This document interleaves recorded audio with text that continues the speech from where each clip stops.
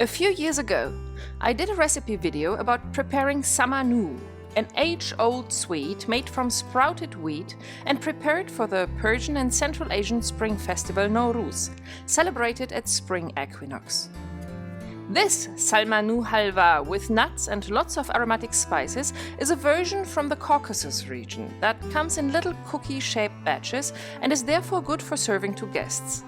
Please note that it takes a few days to sprout the wheat, so please start the preparation process in time.